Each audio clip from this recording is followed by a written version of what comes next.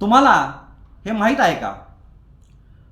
Police स्टेशनला FIR नोंद करणे व पोलीस स्टेशनला तक्रार अर्ज देणे या दोन गोष्टींमध्ये नेमका काय फरक आहे? बऱ्याच वेळेला आपण पोलीस स्टेशनला एखाद्याच्या विरोधात तक्रार अर्ज देतो. पोलीस तो अर्ज स्वीकारतातही. त्यावेळेला बऱ्याचदा असे वाटते किंवा बऱ्याच सर्वसामान्य जनतेचा असा संभ्रम आहे की पोलिसांनी आपला अर्ज स्वीकारला याचा अर्थ आता समोरच्यावर गुन्हा नोंद झाला व पोलीस आता तत्काळ त्याच्यावर लगेच कारवाई करतील. परंतु हे असे होत नाही. एफ-आय-आर डायरेक्ट दाखल होणे व आपल्या तक्रार अर्जाचे एफ-आय-आर मध्ये कधी रूपांतर होते हेच आज आपण या व्हिडिओच्या माध्यमातून जाणून घेणार आहोत. नमस्कार, मी उदय ओंकार. जनहितार्थ जारीमध्ये आपणा सर्वांचे स्वागत आहे. पोलीस स्टेशनला एफ-आय-आर नोंद करणे आणि तक्रार अर्ज देणे ह्या दोन वेगवेगळ्या कायदेशीर प्रक्रिया आहेत. ज्यावेळी एखाद्या गंभीर गुन्ह्याची माहिती पोलिसांना अधिकृतपणे दिली जाते व पोलीस थेट त्या घटनेची नोंद अधिकृतपणे गुन्ह्याच्या रजिस्टरमध्ये करतात, त्यालाच एफ-आय-आर नोंद करणे असे म्हणतात. परंतु ज्यावेळी एखाद्या घटनेची माहिती पोलिसांना दिली जाते परंतु सदर घटना ही सुस्पष्ट नसते किंवा त्याबद्दल पोलिसांना स्पष्टता येत नाही किंवा त्या घटना तेवढी गंभीर स्वरूपाची नसते, त्यावेळेला आपल्याकडून तक्रार अर्ज लिहून घेतला जातो. यालाच तक्रार अर्ज देणे असे म्हटले जाते. या दोन गोष्टींमधील मुख्य फरक हे असे आहेत की एफ-आय-आर हा दखलपात्र गुन्ह्यांसाठी नोंदवला जातो, तर तक्रार अर्ज हा अदखलपात्र गुन्ह्यासाठी किंवा ज्या गोष्टीची स्पष्टता नसते त्यासाठी तक्रार अर्ज घेतला जातो. एफ-आय-आर नोंदवल्यानंतर पोलिसांना आरोपीला वॉरंट शिवाय अटक करण्याचा तसेच तपास सुरू करण्याचा थेट अधिकार मिळतो. परंतु तक्रार अर्जावर मात्र पोलिसांना असे करता येत नाही.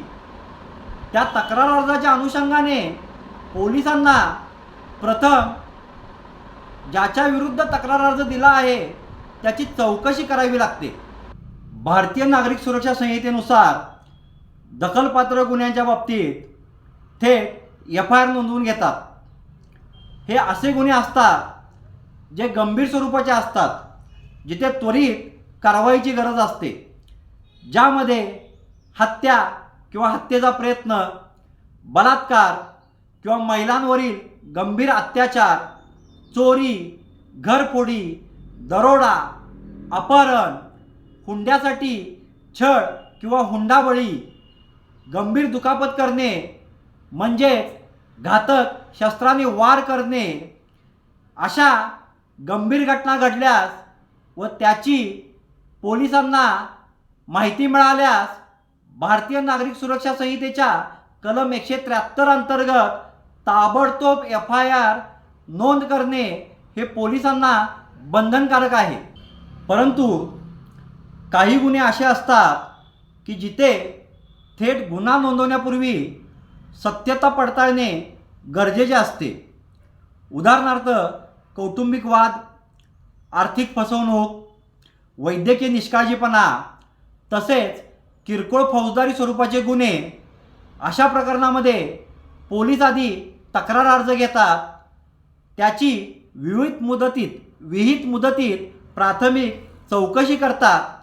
जर चौकशीत गंभीर गुन्हा घडल्याचे निष्पन्न झाले तरच त्या तक्रार अर्जाचे FIRमध्ये रूपांतर केले जाते.